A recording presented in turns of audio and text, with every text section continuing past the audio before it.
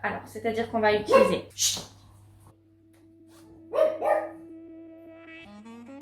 Bonjour à tous, je vous retrouve aujourd'hui dans une nouvelle vidéo pour le Quiet Book d'Agathe. Nous avions déjà fait la première page ainsi que la deuxième page avec le Tetris. Aujourd'hui, on va s'attaquer à la page numéro 3 qui va être une page de fermeture.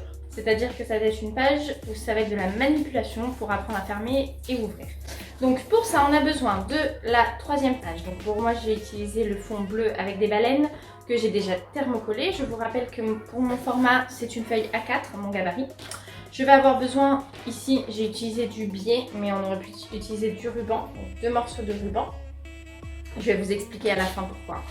Une fermeture éclair. On va avoir besoin d'un petit fermoir comme ceci, comme sur les cartables. Voilà, ainsi que de ruban. Et une sangle avec la boucle afin de passer la boucle. Donc je vous montre la boucle, comme ça. Donc pour ça, on va prendre notre feuille A4. On va positionner notre fermeture éclair. Alors on ne la colle pas trop près du bord, simplement parce que il va y avoir le biais après. Donc on l'épingle. Je vais la positionner là pour l'instant, je vais voir ce que ça me donne. Ensuite, nous allons la coudre. Alors on va pas coudre la fermeture éclair comme on coud les fermetures éclair sur les vêtements, parce que clairement sinon on ne pourra pas l'ouvrir.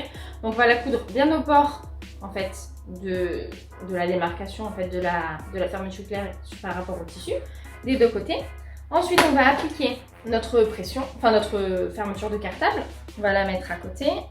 On va mettre donc l'attache au milieu à peu près. On va épingler la sangle en haut et en bas.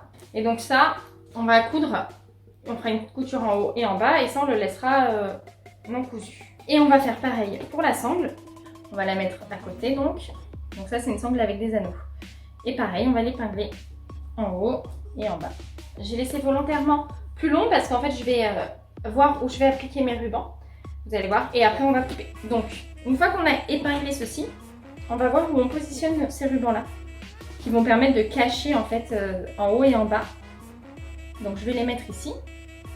Je vais en mettre un là, je vais épingler, je vais le mettre là, et l'autre je vais le mettre là, en bas. Je vais l'épingler aussi. Ça maintiendra fermé en fait, ça cachera les coutures. Ce qui permettra d'ouvrir et de fermer la fermeture éclair, l'attache. Et là je vais cacher donc les coutures en dessous. Donc pour ça, je vais marquer au stylo, en fait, là où le ruban il arrive, en haut, afin de couper et de faire la couture juste en dessous. Comme ça, quand je vais enlever ça, ce sera marqué et j'aurai plus qu'à couper. Et à coudre juste en dessous. Voilà. Donc là, je découpe les petits morceaux qui vont du coup dépasser. Et pareil pour le dernier, ici. Donc là, en haut, du coup, ils sont tous les trois à la même hauteur. Je vais pouvoir donc bien les coudre pour les fixer. Et je vais faire pareil en bas. Je vais faire déjà mes petits traits, ma démarcation. Et après, je couperai aussi. Et j'aurai plus qu'à les coudre en dessous aussi. Attention surtout sur la sangle où il y a l'anneau, la partie du bas qui doit être, qu'on passe dans les anneaux, il ne faut surtout pas la coudre, hein, sinon après on est bloqué. Hein. Je vais coudre ça et je reviens. Voilà, j'ai cousu donc, j'ai bien cousu. Alors j'ai bien cousu en blanc pour que vous puissiez bien voir. Hein. Donc là j'ai cousu sur les 3 parties en haut, sur les 3 parties en bas. Bon. Et j'ai cousu la fermeture éclair, vous voyez j'ai bien cousu donc au bord, pour qu'on puisse l'ouvrir facilement, que ça ne bloque pas. Parce que c'est quand même pour des enfants, hein. Il faut que ce soit quand même plutôt facile. Une fois que nous avons fait ça, nous allons maintenant donc mettre, donc moi j'utilise du biais, je ne vais pas utiliser de la sangle. On va donc bien la positionner pour cacher les coutures qu'on a faites en bas. Donc on va épingler. Donc on épingle bien et on va faire la couture en haut et en bas du biais. Ou de la sangle si vous utilisez de la sangle. Voilà. Donc là, en bas. Et donc là, je vais descendre recoudre ça et je vais vous montrer le résultat. Après, on aura quasiment fini notre troisième page. Voilà, donc j'ai cousu une partie en haut, en bas, sur les deux bandes que j'ai mis. Donc là, il nous reste une dernière étape. Donc c'est couper, bien sûr, les rubans que j'ai mis en plus, bien au bord. Et donc cette page, la page numéro 3 est terminée. Je vous retrouverai donc très vite pour la page numéro 4 afin de pouvoir finaliser cette page. Je vous montrerai donc quand on assemble les deux comme sur la première, pour la page numéro 1 et la page numéro 2.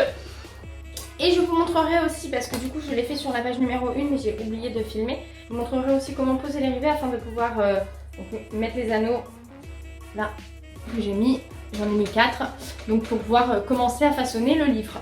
Voilà, donc on se dit à bientôt pour la vidéo numéro 4 du Quiet Book où on fabriquera la page escargot. Go. Ciao, ciao. Ciao, ciao. Ciao, ciao. Attends, sinon prenez des boucles d'oreilles, ça y ressemble beaucoup. Non, ne prenez pas des boucles d'oreilles. Par contre, si vous avez besoin d'anneaux, Amazon vend des lots d'anneaux. Je peux vous mettre le lien en description. Si jamais ça vous intéresse, j'ai un gros lot d'anneaux. Je vends à 1 € les 4 anneaux. Donc n'hésitez pas, vous mettez un petit commentaire et on se contacte sur WhatsApp, Messenger, comme vous souhaitez. Et puis voilà, on pourra finaliser ça. Ciao, ciao. À bientôt.